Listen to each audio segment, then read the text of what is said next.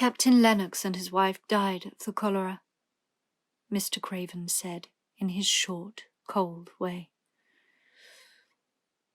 Captain Lennox was my wife's brother, and I am their daughter's guardian. The child is to be brought here. You must go to London and bring her yourself. So she packed her small trunk and made the journey. Mary sat in her corner of the railway carriage and looked plain and fretful. She had nothing to read or to look at, and she had folded her thin little black-gloved hands in her lap. Her black dress made her look yellower than ever, and her limp, light hair straggled from under her black crape hat. A more marred-looking young one I never saw in my life, Mrs. Medlock thought. Marred is a Yorkshire word, and means spoiled and pettish. She had never seen a child who sat so still without doing anything, and at last she got tired of watching her and began to talk in a brisk, hard voice. I suppose I may as well tell you something about where you're going, she said. Do you know anything about your uncle? No, said Mary. Never heard your father and mother talk about him?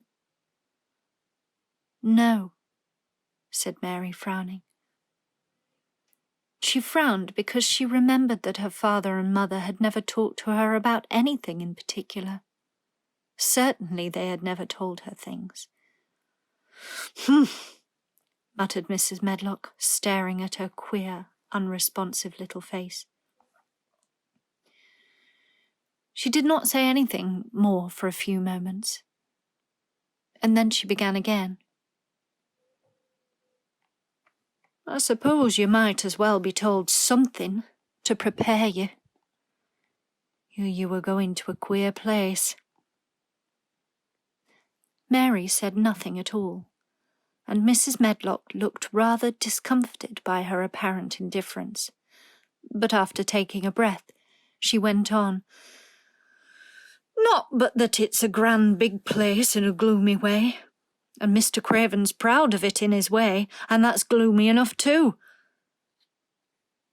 The house is 600 years old, and it's on the edge of the moor, and there's near 100 rooms in it, though most of 'em's shut up and locked. And there's pictures and fine old furniture and things that's been there for ages. And there's a big park round it, and gardens and trees with branches trailing to ground, some of them. She paused and took another breath. But there's nothing else, she ended suddenly. Mary had begun to listen in spite of herself.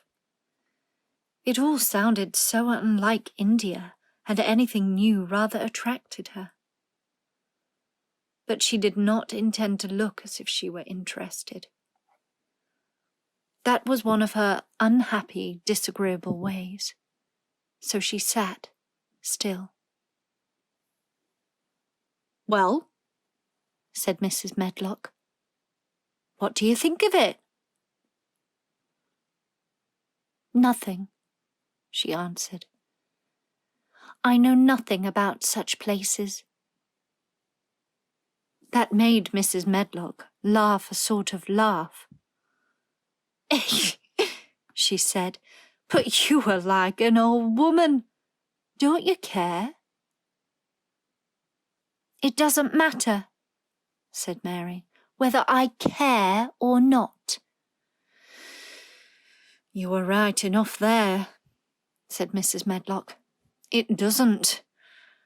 What you're to be kept at Misselthwaite Manor for, I don't know, unless it's because it's the easiest way. He's not going to trouble himself about you, that's sure and certain. He never troubles himself about no one. She stopped herself, as if she had just remembered something in time. He's got a crooked back, she said. That set him wrong. He was a sour young man and got no good of all his money and big place till he was married." Mary's eyes turned toward her in spite of her intention not to seem to care. She had never thought of the hunchback's being married, and she was a trifle surprised. Mrs. Medlock saw this, and as she was a talkative woman, she continued with more interest. This was one way of passing some of the time, at any rate.